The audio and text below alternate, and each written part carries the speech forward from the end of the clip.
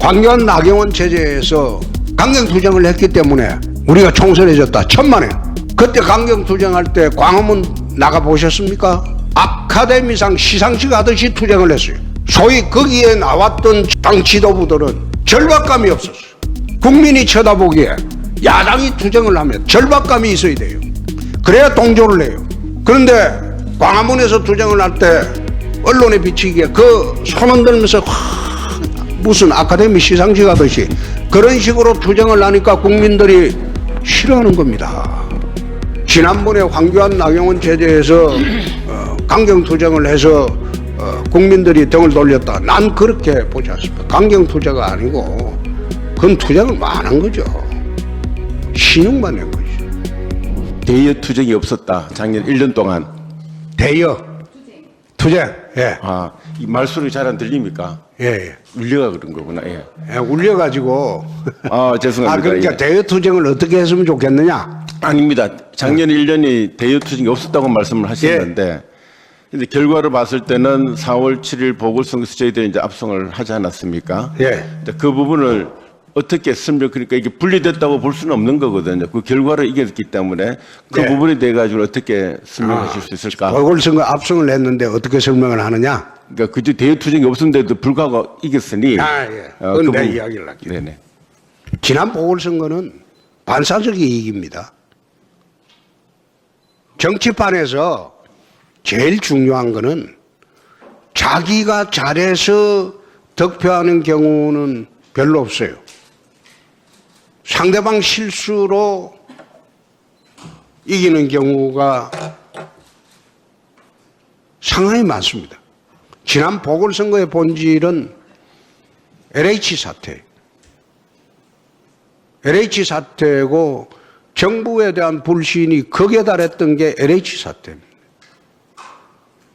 그리고 우리 당에서 그 사이에 중도 외연 확장을 위해서 투쟁을 안 했다. 나는 정치판에 중도라는 걸 믿지 않습니다. 정치판에 현실 정치판에 중도가 없습니다. 중도를 위한 정책이 무엇이 있습니까?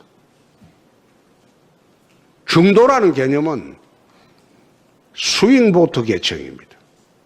미국에도 스윙보트 주가 있어요.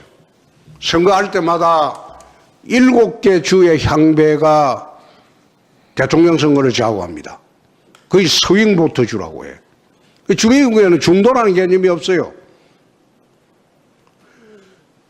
현실 정치에서 중도를 위한 정책 자체가 없습니다. 현실 정책은 좌파 정책이냐 우파 정책이냐 그거밖에 없어요. 중도를 위한 정책이 없어요. 중도라는 분들은 소위 이쪽이 세냐 저쪽이 세냐 할 때 센 쪽을 따라가는 계층이 휩쓸려 따라가는 계층이 중도 계층입니다. 정치하고는 관심이 없는 계층. 그 사람들은 이번에는 이쪽의 주장이 옳겠다고 하면 확 쏠리는 게 그게 중도 계층입니다. 중도들은 싸움을 싫어한다. 좌파 우파도 싸움 싫어해요. 싸움 좋아하는 사람 대한민국에 그건 조직폭력배밖에 없어요. 그러나 왜 싸워야 하느냐? 그거는 우리가 내세우는 정당의 가치를 실현하기 위해서 그게 훼손되는 걸 막기 위해서 싸우는 겁니다. 근데 그런 이념과 가치의 훼손을 막지도 못하면서 무슨 선거에 이기려고 하고 그 선거에 이겨본들 무슨 정치적 성공이라고 할 수 있습니까? 나는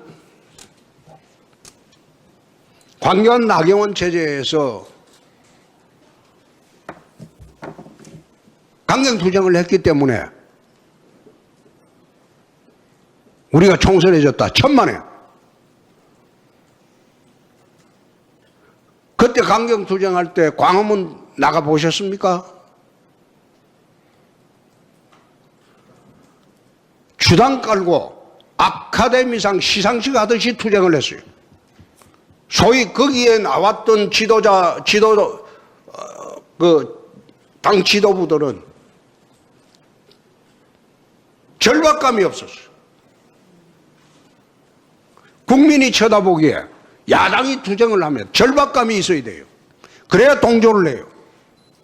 그런데 광화문에서 투쟁을 할 때 빨간 주단을 깔고 언론에 비치기에 그 손 흔들면서 무슨 아카데미 시상식 하듯이 그런 식으로 투쟁을 하니까 국민들이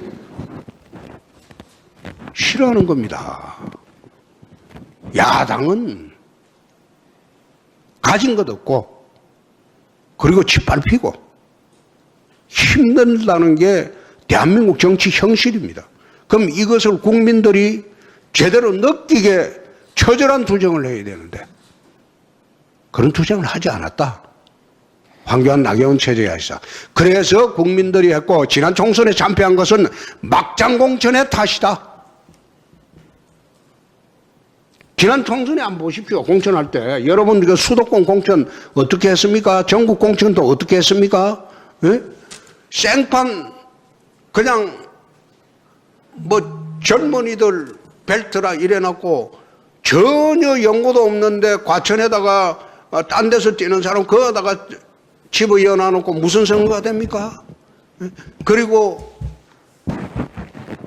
이유 없이 컷오프한 게 어디 한두 보입니까? 그리고 자기하고 경쟁자가 될 만한 사람은 무조건 공천 안 주는 걸 전제로 하고 그런 행보는 안 보냈습니까? 그게 국민들 보기에 막장 공천 아니었습니까? 그러니까 참패한 거예요. 지난번에 공천만 정상적으로 했어도 당이 일당이 되었을 거예요.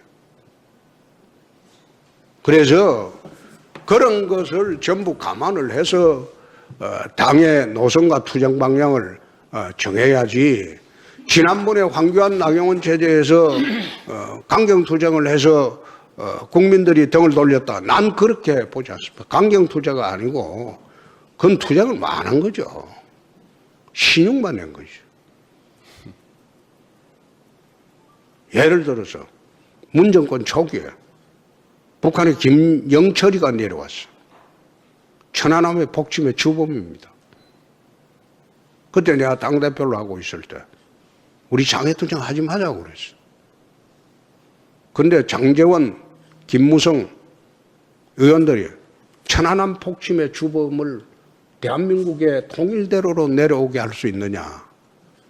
그날 저녁에 의원들 몇 사람 데리고 통일로를 증거해버렸어. 근데 밤에 의원들이 순식간 6, 70명이 몰렸어요.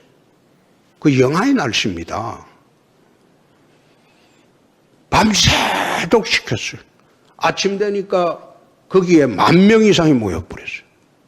통일로에.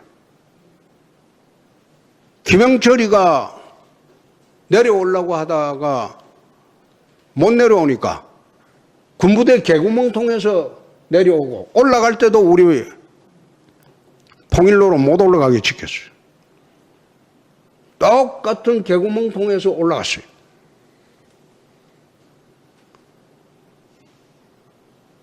야당이 결기를 보일 때가 있어야 됩니다.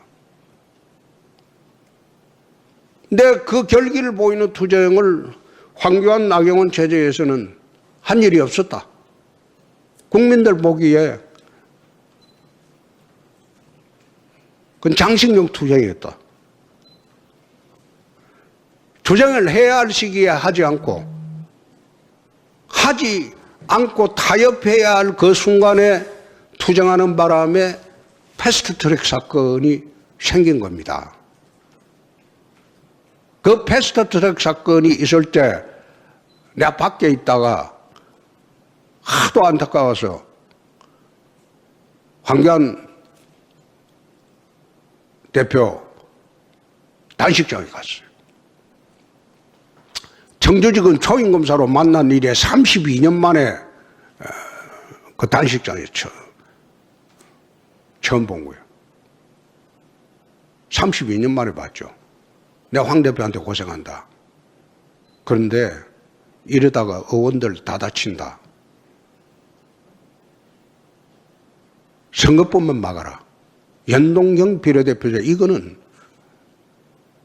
진짜 말도 안 되는 선거제도다. 선거제도 맞고 공수처 넘겨주라. 이건 정부 조직법이다.